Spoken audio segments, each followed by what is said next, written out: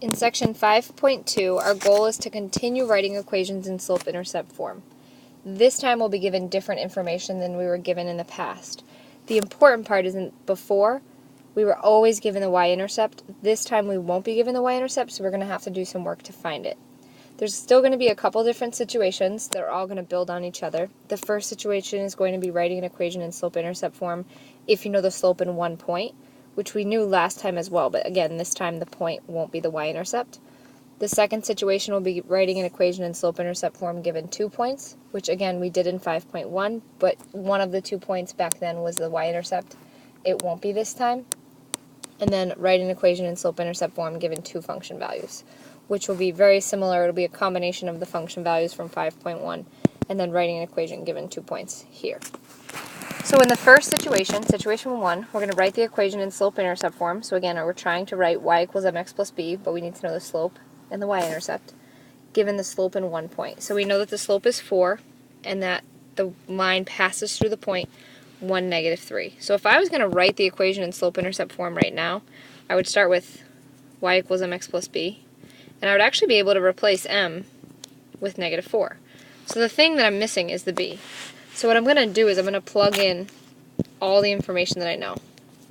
So I'm going to plug in m, because I know that, x, and y. And the x and the y are coming from this point right here, because they give me that information. So in the place of y, I can put the y coordinate, which is 3. Be careful with that. A lot of people accidentally put the x, because the y comes first, and then here in a coordinate, remember ordered pairs go x comma y. So it's just a general mistake that people make. And then in the place of x, I can put negative 1, because that's my x coordinate. So here's negative 1 for x, and then plus b. So the thing that's really missing that I need is b. Once I know b, because I need m and b to have an equation. I already know m. I just need b. Once I can figure out b, I can have a final answer. So my next step is going to be to solve for b, which is following basic solving equations that we learned in chapter 3. So if I want to isolate b, the first thing I need to do is multiply negative 4 and 1. Sorry, negative 4 and negative 1, which would be positive 4. And then to isolate b, I would subtract 4 from both sides. And I apologize, I'm running out of room. I'm going to get b equals negative 1, because that's 3 minus 4. So now I know my slope, which was negative 4. I know my b, which is negative 1. So my final step is going to be to plug in m and b. So my final answer would be, in this case, y equals negative 4x minus 1. I could put plus negative 1 if I want, but I'm just going to put it like that. So this is the equation of the line that has a slope of negative 4. You can see here the negative 4 is the coefficient of x. That's where you always find the slope. And then this particular line has a y-intercept of negative 1. I found that by solving this equation. So when I do that down here, I would want to start with y equals mx plus b. And the next step is going to be to plug in everything that you know. So you want to make sure you accurately plug in. Remember, the point goes x comma y. So 6 is your x, y is your 3, slope is your m. You're going to solve for b. Once you know b, you're going to make your answer look like this, which is in slope-intercept form. So you're going to replace m and b. Pause the video, finish this example right here, give this example a try, press play when you're ready to check your answer. So for this example here, I replaced y with 3, because that's the y coordinate. I replaced the slope, which is m, with 2, and x with 6. So you end up with 3 equals 2 times 6 plus b. To isolate b, you minus 12 from both sides, because that's what 2 times 6 is. So then b equals negative 9. Final answer, y equals 2x minus 9. The slope is 2, the y-intercept is negative 9. Over here, you replace y with 3, m with negative 2, x with 6, and then plus b, because we don't know what b is. 3 equals negative 12. Negative 12 is the negative 2 times 6. In this problem, to isolate b, you would add 12 to both sides to get rid of a negative 12. b equals 15. So y equals negative 2x plus 15. So down here on situation 2, instead of being given the slope and a point, we're given 2 points. So if you recall back from 5.1, it's actually the same first step. If you're given 2 points, the very first thing that you can do is find the slope. And to do that, we're going to use the y2 minus y1 over x2 minus x1 formula, which is exactly what we did back in 5.1. So here we're going to do negative 1 minus 5 over 2 minus negative 2, which would become plus positive. And I would suggest changing the -1 minus 5 to plus negative. So then you end up with -6 over 4, which reduces to -3 over 2. So now that's your slope. You might want to do something to it so that way when it's time to actually write your answer, you don't lose it. It's easy with all this work going on to lose information. So then the next thing we're going to do, it's actually the same step 2 as it was up here. Up here it said, as step 1. Up here it said plug in m, x, and y. So I'm still going to replace m, x, and y. The only difference is now I have a choice. So if I write down y equals mx plus b, I have to replace the slope with what it is, which is -3 over 2. But when it's time to replace x and y, I have a choice of using this ordered pair, -2, 5, or I have a choice of using this ordered pair, 2, -1.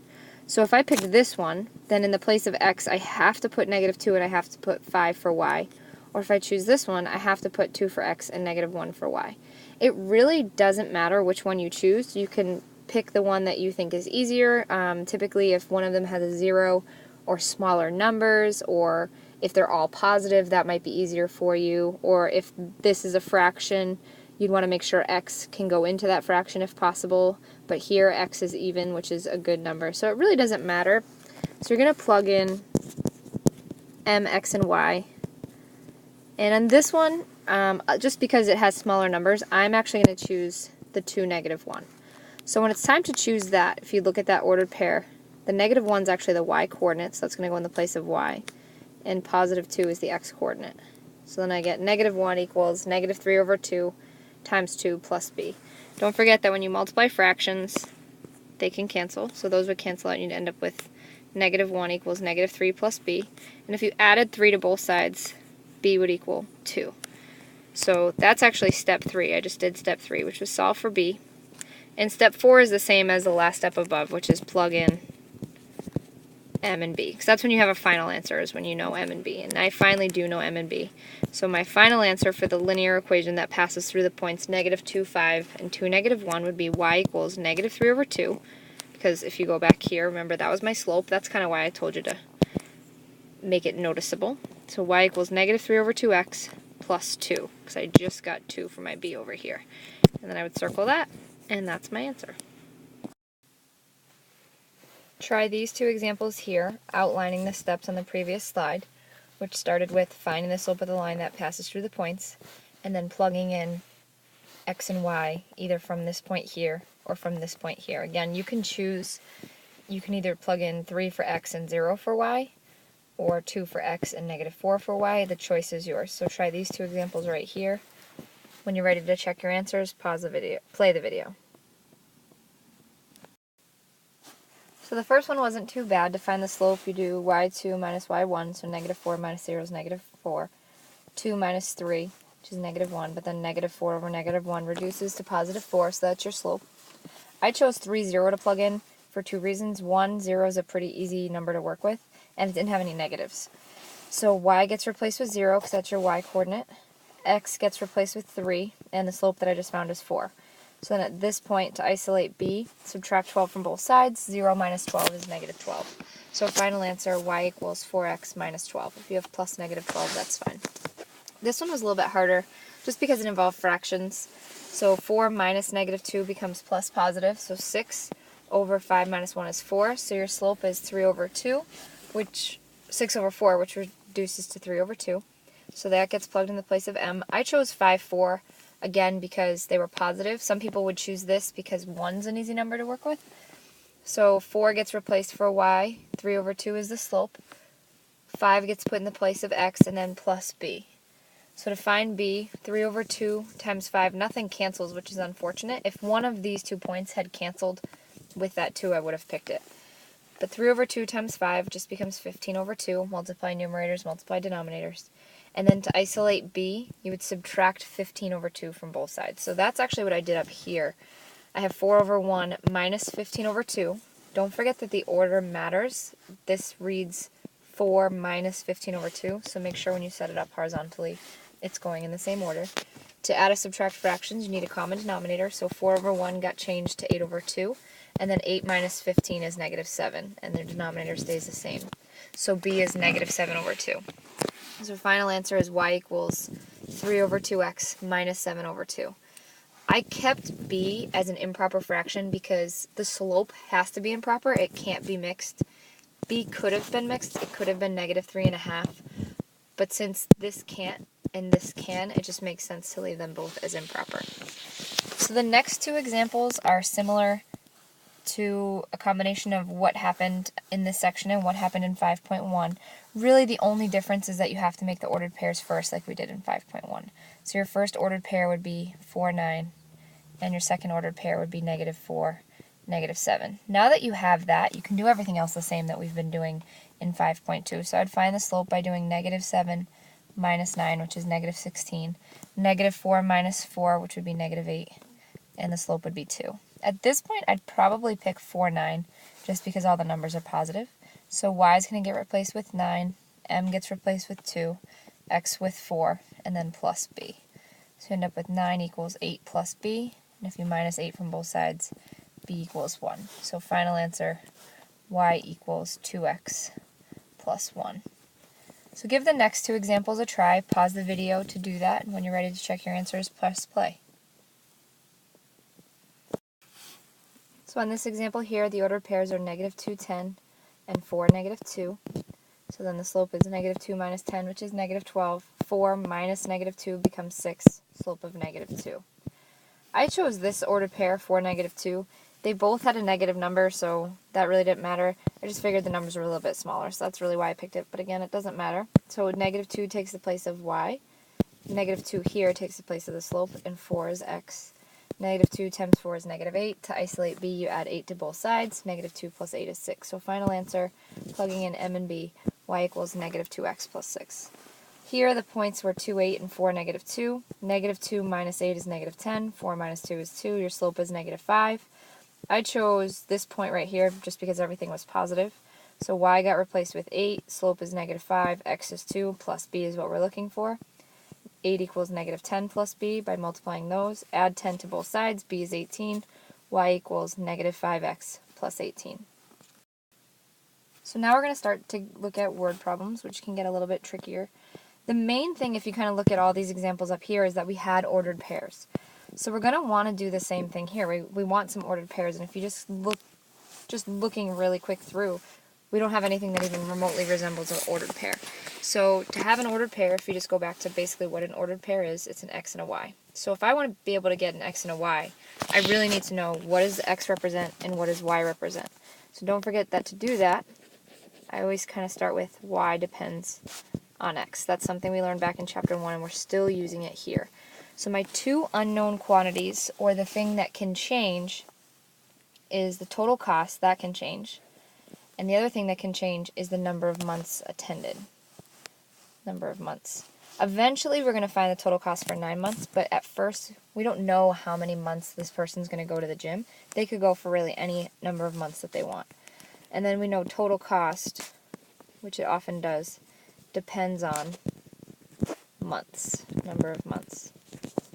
So if we just match those things up, y has to represent the total cost, and x has to represent the number of months. So x, number of months, y, total cost.